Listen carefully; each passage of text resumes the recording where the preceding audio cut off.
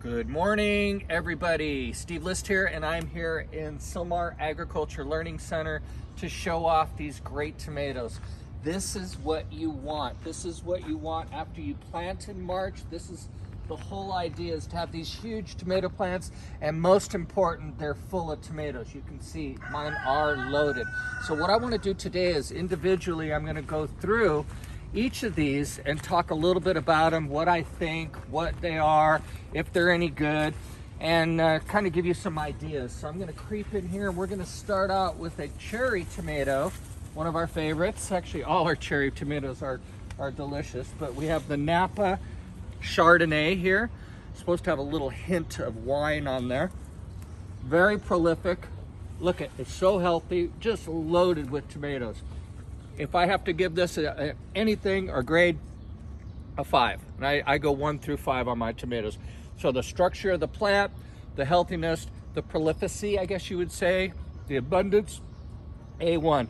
Next thing we go down in here is we go our old time early girl.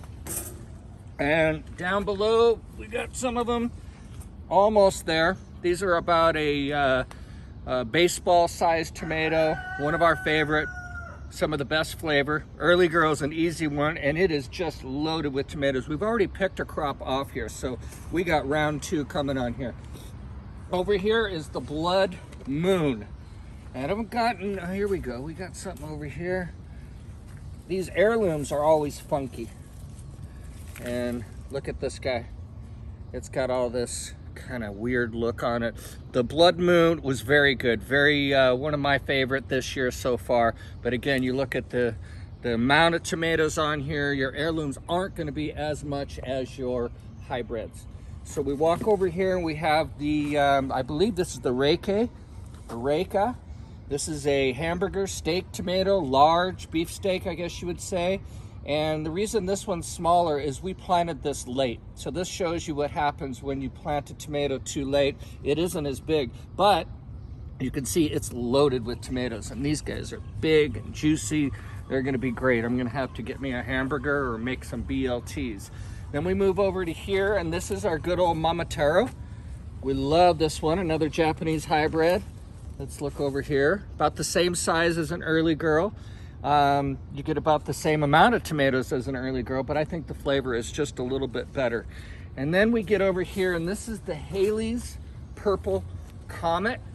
And the funny thing is, you look at the tomato, and it's not real purple, but I'm sure it'll purplize as it gets a little older. Maybe the flesh will be purple, but this is another heirloom that I really like, but you're not getting as many tomatoes out of it, but still good flavor, nice tomato. And let's move over here to one of our favorites. This is the Spoon.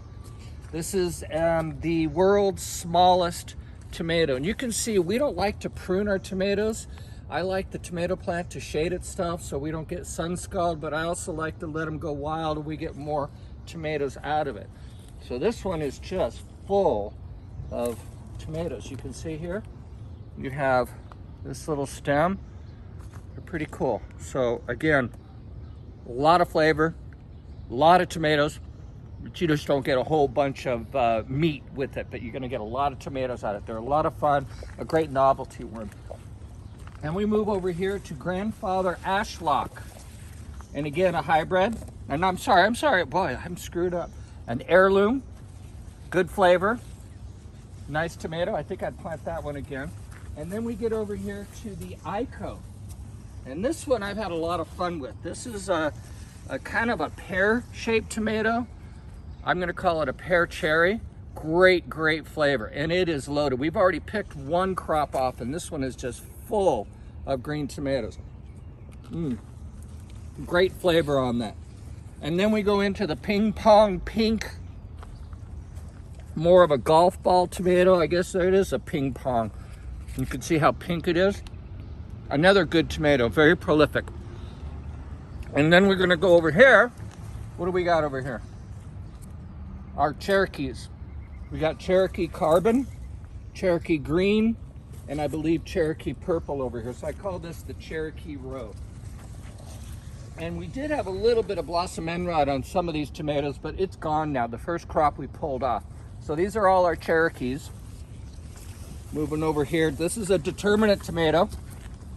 And my favorite determinate, this is the patio. You can see it's full of tomatoes. These will probably all ripe at the same time, but pretty sturdy plant, doesn't need any structure. So there you go, that's part one of our tomatoes, just going through the different varieties. And we'll be right back to show you part two.